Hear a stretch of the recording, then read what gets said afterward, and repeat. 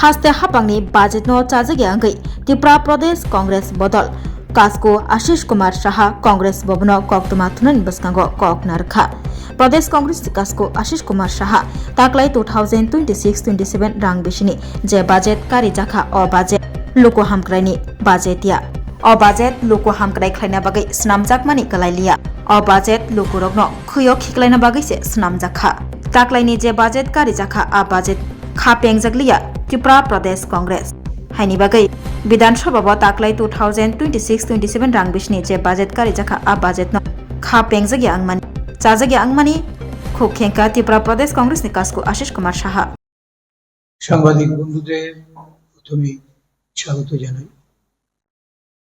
আজকের এই প্রেস বার্তায় আমার সাথে আছেন ত্রিপুরা প্রদেশ কংগ্রেসের মিডিয়া ডিপার্টমেন্টের চেয়ারম্যান মুখপাত্র কবির চক্রবর্তী মহাশয় এবং আমাদের সোশ্যাল মিডিয়া ডিপার্টমেন্টের চেয়ারম্যান সত্যজিৎ ভৌমিক মহোদয়। আপনারা অবগত আছেন যে গতকাল বিধানসভায় রাজ্যের 2026-27 অর্থ বছরের যে বাজেট পেশ করা হয়েছে, এই বাজেটের উপর আমার প্রাথমিক প্রতিক্রিয়া হলো বিগত 18 সাল থেকে 8টি অর্থ বছরে বর্তমান বিজেপি এবং তার জোট শরিকদের সরকার যে বাজেট পেশ করেছে তার মধ্যে এই বছরের বাজেট হলো একটা সবচেয়ে বড় প্রতারণার এবং জালিয়াতির দলিল, যার মধ্য দিয়ে আমরা লক্ষ্য করেছি যে 25-26 অর্থ বছরে রাজ্যের বাজেট বরাদ্দ ছিল 32,423 কোটি 44 লক্ষ টাকা।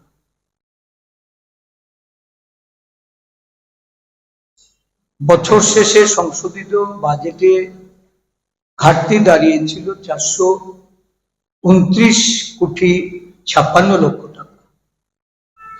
এই বাজেটে একাধিক উন্নয়নমূলক প্রকল্প, কর্মসংস্থান বৃদ্ধির অবকাঠামো নির্মাণ, সামাজিক সুরক্ষা সহ নানা কর্মসূচির ঘোষণা ছিল।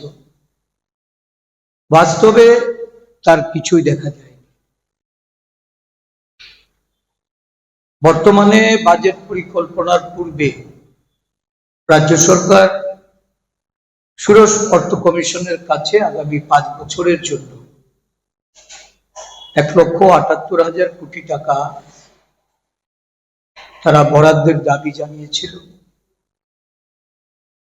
এতে রাজ্যের আর্থিক চাহিদা, অবকাঠামোগত উন্নয়ন, পাহাড়ি এলাকার সমস্যাদি নিরসন, কর্মসংস্থান বৃদ্ধি, সাথে ছিল সীমান্তবর্তী রাজ্যের অতিরিক্ত প্রশাসনিক ব্যয়। কিন্তু অর্থ কমিশন যে রিপোর্ট প্রকাশ করে তাতে দাবি ও প্রত্যাশার সঙ্গে প্রাপ্তির একটা বিশাল ফারাক। বর্তমান বাজেট পেশের পূর্বে এই অর্থবর্ষের ষোড়শ অর্থ কমিশনের অনুদান 31 কোটি টাকা কম পেয়েছে আমাদের রাজ্যের সরকার। আমাদের রাজ্য সহ দেশের ছোট অর্থনৈতিক দিক থেকে দুর্বল রাজ্যগুলি বরাবরই কেন্দ্রীয় করের অংশ ও উন্নয়ন প্রকল্প সহ নানা খাতে কেন্দ্রীয় ব্যয় বরাদ্দের উপর নির্ভর থাকতে হয়। বিগত সরকার বরাবরই যা বেশি বেশি করে প্রচারে নিয়ে আসছিল, এই কর্মসংস্থান, শিক্ষক কর্মচারীদের ন্যায্য পাওনা, শিক্ষা, স্বাস্থ্য, পরিকাঠামো উন্নয়ন, ইত্যাদি ক্ষেত্রে কেন্দ্রীয় সরকারের বঞ্চনার কারণেই রাজ্য সরকার রাজ্যবাসীর আশা আকাঙ্ক্ষা পূরণ করতে পারছিল না। সংকটাপন্ন সকল মানুষই বিশ্বাস করেছিল যে মোদী শাহর নেতৃত্বে যখন ডবল ইঞ্জিনের সরকার গঠিত হবে, সেই সরকার তারা যেমন আশা দেখিয়েছিল, তারা যেমন প্রতিশ্রুতি রেখেছিল যে ডাবল ইঞ্জিনের সরকার গঠিত হলে বেশি বেশি করে অর্থ আসবে। বিগত দিনের সরকার কেন্দ্রীয় বঞ্চনা বলে যে কথাগুলি রাজ্যের মানুষকে শুনিয়েছিল, যার ফলশ্রুতিতে মানুষ প্রত্যাশিতভাবে ভেবেছিল যে কেন্দ্রের সরকার এই রাজ্যের সরকারকে, ডাবল ইঞ্জিন সরকারকে একটা ব্যাপক পরিমাণ অর্থ প্রদান করে পরিকাঠামো উন্নয়ন, শিক্ষা, স্বাস্থ্য সহ সামগ্রিক উন্নয়নের ক্ষেত্রে ব্যাপকভাবে সহায়তা প্রদান করবে। কিন্তু দেখা গেল এই বাজেটে যে আমরা আয়ের সংস্থান রেখেছিলাম 33,871 কোটি 59 লক্ষ টাকা এবং ঘাটতি দেখানো হয় 240 কোটি 72 লক্ষ টাকা। গত বছরের অভিজ্ঞতা, বাজেটে ঋণ গ্রহণ করার প্রস্তাব দেখানো হয়েছিল 4,993 কোটি 73 লক্ষ টাকা। বছর শেষে সংশোধনী বাজেটে দেখা গেছে ঋণের পরিমাণ বেড়ে দাঁড়িয়েছে 7,961 কোটি 60 লক্ষ টাকা। তার মানে প্রতি বছর আমাদের ঋণের পরিমাণ বেড়ে যাচ্ছে। এই সরকার যখন প্রতিষ্ঠিত হয়, তারা বলেছিল যে বামফ্রন্ট সরকার বা অতীতের সরকারগুলি দীর্ঘ সময় সরকার পরিচালনা করে প্রায় 11,000 কোটি টাকার বেশি সেখানে ঋণ তারা গ্রহণ করেছিল, ঋণের বোঝা চাপিয়ে দিয়েছিল। দেখা গেল এই 8 বছরের শাসনকালে এই ঋণের পরিমাণ এটা 11,000 কোটি টাকা থেকে বেড়ে গিয়ে প্রায় 27,000 কোটি টাকায় বর্তমানে রাজ্য সরকার ঋণ গ্রহণ করেছে। যারা একসময় বলেছিল যে ঋণ গ্রহণ করা অর্থনৈতিক অপরাধ, আজকে একটা ব্যাপক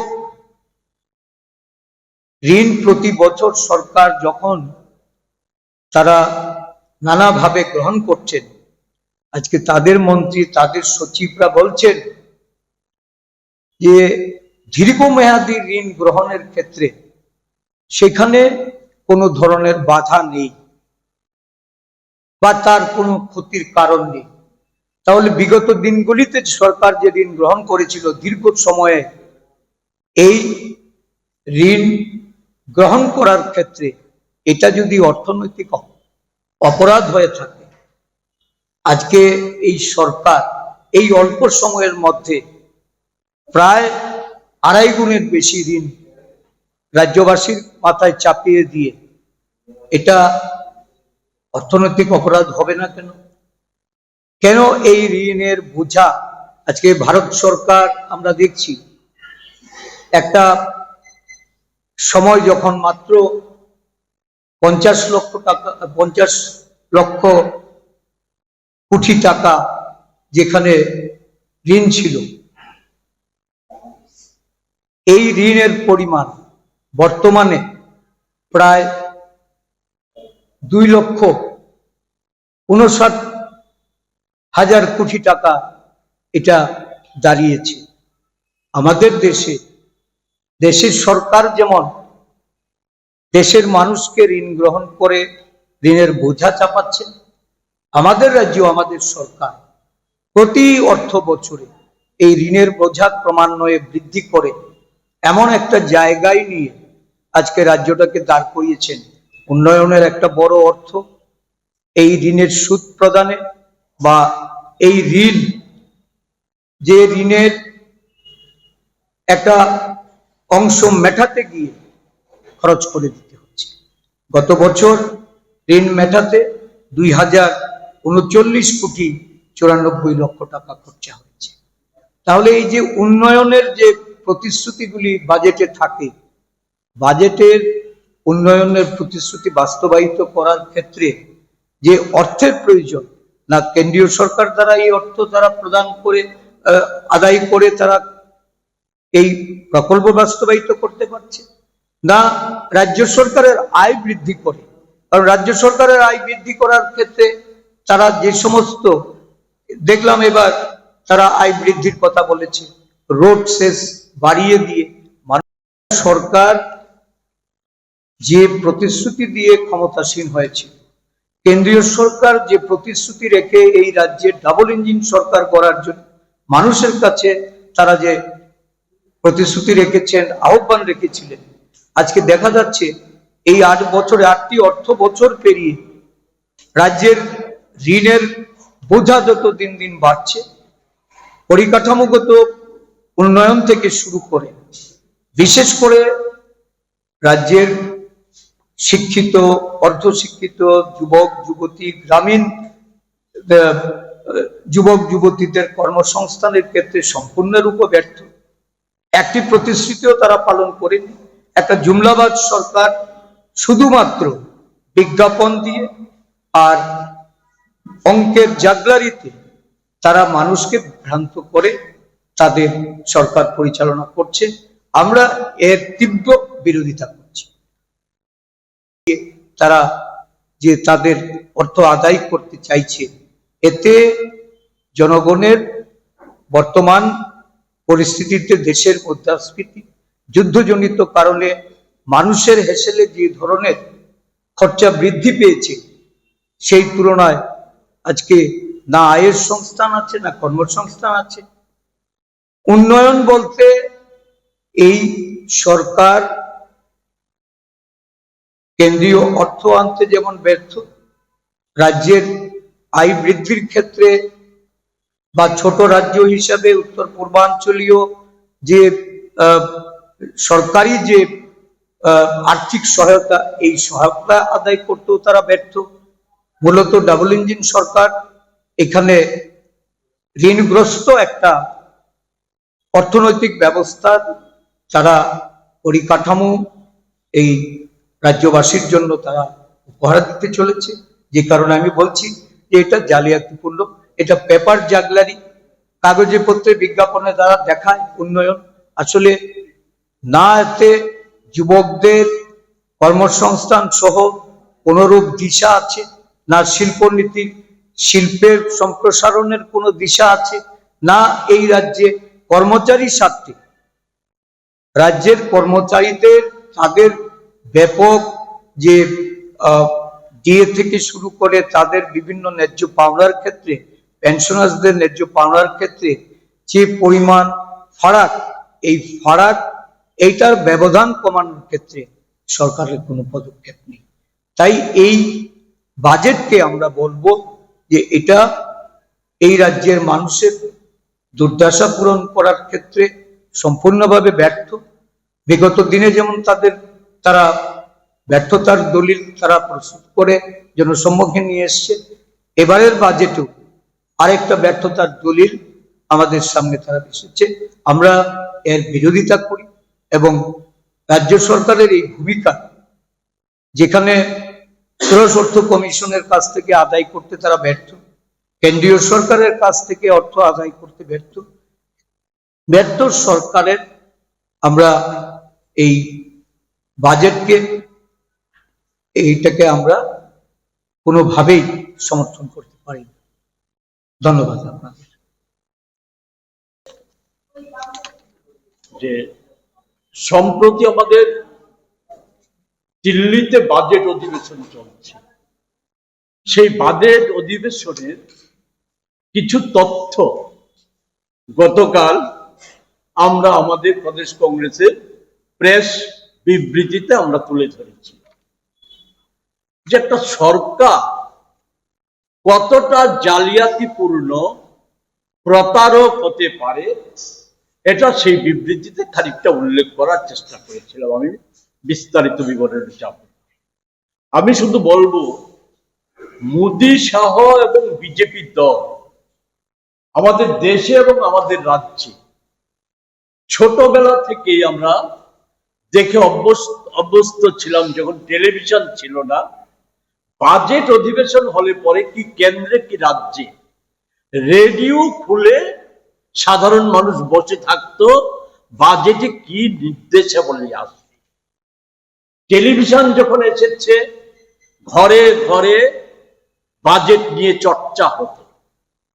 আজকে একটা জায়গায় এসেছে কেন্দ্রে 11 বছরে আর এই রাজ্যে 8 বছরে যে বাজেট নিয়ে মানুষ আগ্রহ হারিয়ে ফেলেছে। কারণটা কি? বাজেট, এই যে আশিস বাবু বললেন যে গত বাজেটে বাস্তবে তার কোনো প্রতিফলন নেই।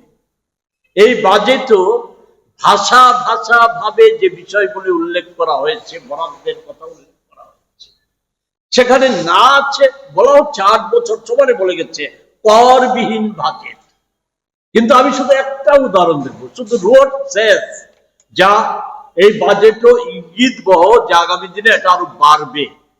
সেই রোড সেস 18 সালে ছিল মাত্র 2%, 8 বছরে 25.5% হয়েছে। এর ফলে শুধু রোড সেস বাড়ার ফলে রোড সেসই নিতে হচ্ছে মানুষের, তা না। সমগ্র জিনিসপত্র, পাইপলাইনে গ্যাস থেকে শুরু করে দ্রব্যমূল্য সব ক্ষেত্রে এটা হচ্ছে। আর বর্তমানে আমাদের এই রাজ্য সরকারটা, আমি কথা না বাড়িয়ে শুধু বলবো, এটাকে সরকার বলতে, একটা স্বাধীন নির্বাচিত সরকার বলতে লজ্জাবোধ হয়। এটা একটা পাপেট, মোদি শাহদের একটা পাপেট। কিভাবে তাদেরকে তুষ্ট করবে? মোদি শাহরা যেমন ভারতবর্ষের প্রধানমন্ত্রীত্বের চেয়ার সহ ভারতবর্ষের সরকারের যে গরিমা, সম্মান, এই সমস্ত কিছুকে বিসর্জন দিয়ে দিয়েছে, এই রাজ্যের সরকারটা তার চাইতে অধিক মাত্রায় রাজ্যের সম্মানিত যে চেয়ারগুলি, মুখ্যমন্ত্রীর চেয়ার, বিধানসভার অধ্যক্ষের চেয়ার, পুলিশ প্রধানের চেয়ার, সেই চেয়ারগুলির সম্মান আজকে ধুলায় লুণ্ঠিত হচ্ছে। আমি জানতে চাইবো আপনাদের মধ্য থেকে, এই সরকারের সময় আইন শৃঙ্খলা নিয়ে নানা বড়াই করা হয়, সেগুলির চিত্র আমরা বিভিন্ন সময় তুলে ধরেছি। আজকে শুধু বলবো না, শুধু বলবো রাজ্যে এফআইআর করতে গেলে পরে এফআইআর গৃহীত হয় না। সুনির্দিষ্ট অভিযোগ, একজন মন্ত্রী নিজে বলছে যে হ্যাঁ আমি কাটমানি নেই, সেই প্রশ্নে এফআইআরটা গ্রহণ করা হয় না। আর একটা বিষয় আপনাদের মাধ্যমে রাজ্য সরকারের কাছে জানতে চাইব, বিধানসভা অধিবেশন চলছে, আমরা সকলেই জানি যে রাজ্যের সম্মানীয় ডেপুটি স্পিকার, উনার নামে থানায় একটা এফআইআর দাখিল হয়েছিল, শুনেছি এফআইআরটা রেজিস্ট্রি হয়েছে। ফলে এফআইআর রেজিস্ট্রির মানে হচ্ছে মামলা নথিভুক্ত হয়। আমি কারোর ব্যক্তিগতভাবে কারোর বিরুদ্ধাচরণ করছি না বা কারোর পক্ষ অবলম্বন করছি না, সত্য মিথ্যা সেই যাচাইও যাচ্ছি না। আমি শুধু বিষয়টার গুরুত্ব, যদি এফআইআর রেজিস্টার্ড হয়ে থাকে, মামলা নথিভুক্ত হয়ে থাকে, তাহলে তিনি সাধারণ আইনে, ভারতীয় আইনে বর্তমান যে আইন, সেই আইন অনুযায়ী উনি হচ্ছে অপরাধী। তাহলে উনি যদি জামিন হয়ে থাকে, অন্য কথা আমার জানা নেই, সংবাদ মাধ্যমে সে খবর প্রকাশিত হয়নি, জামিন হয়ে থাকে তাহলে আমার কোনো বক্তব্য নেই। কিন্তু যদি জামিন হয়ে না থাকে, তাহলে বিধানসভার মতো পবিত্র জায়গায় বিধানসভার স্পিকারের চেয়ার অলঙ্কৃত করাটা, এটা গণতন্ত্রের কি নিদর্শন বহন করে? ফলে সেই জায়গায় শুধু দাঁড়িয়ে শুধু বলবো, বাজেট এ নিয়ে প্রত্যাশা যেমন মানুষের কিছু নেই। এখানে কর্মসংস্থান সবচাইতে ভারতবর্ষে যেটা বড় সমস্যা, না দিল্লির সরকার ভাবছে কর্মসংস্থান নিয়ে প্রতারণা করে যাচ্ছে, না আছে আমাদের রাজ্যে সেই সম্পর্কে মুখ্যমন্ত্রী তো তথ্য দিয়েছেন। এই গতকালকে উনি বক্তব্য বলেছেন যে ওনার দপ্তরগুলি, ওনার বক্তব্য থেকে বেরিয়ে এসেছে ওনার দপ্তরগুলিতে সর্বাধিক শূন্য পদ পড়ে আছে। আর চাকরি নীতি সে সম্পর্কে আমি বলে আজকের কথা আমি অন্যদিকে যেতে চাই না, শুধু এটা বলতে চাই মানুষকে, রাজ্যের মানুষকে রক্ষা করার জন্য কংগ্রেস, আমরা আনুষ্ঠানিকভাবে শুধু এই বাজেটের বিরোধিতা করছি না, সার্বিকভাবে দেশ এবং রাজ্যের সমস্ত অংশের মানুষের জন্য সর্বনাশের জন্য, এবং যে সর্বনাশ আরো এগিয়ে আসছে, যেটা আশিস বাবু উল্লেখ করার চেষ্টা করেছেন, যে যুদ্ধকালীন পরিস্থিতি, ভারত সরকারের ভূমিকার জন্য আমাদের দেশ সম্পূর্ণ বেকায়দায়, এর দায়ভার বহন করতে হবে ভারতবাসীকে। ফলে সেই জায়গায় দাঁড়িয়ে এই যে ঘনীভূত সংকট, এই সংকটের বিরুদ্ধে আমরা কংগ্রেস দল, আমরা রাস্তায় আছি, আমরা রাস্তায় থাকবো। আমাদের মূল লক্ষ্য হচ্ছে বাজেট বিরোধিতাই হোক, জনবিরোধী কার্যকলাপের বিরোধিতাই হোক, সবকিছুর মূল লক্ষ্যই হচ্ছে রাজ্য এবং কেন্দ্র থেকে এই সরকারকে মানুষের স্বার্থে বিতাড়িত করা। সে বিতাড়িত করার প্রশ্নে আমরা রাজ্যের সমস্ত অংশের মানুষের, আমরা গণতন্ত্রপ্রিয়, ধর্মনিরপেক্ষ, জাতীয় গণতান্ত্রিক যে মানুষ আছে, সকল মানুষের সমর্থন সহযোগিতা চাই। সেই ক্ষেত্রে আমরা মিডিয়া বন্ধুদেরও সাহায্য চাই। এই কথাটি যুক্ত করার বিষয় ছিল।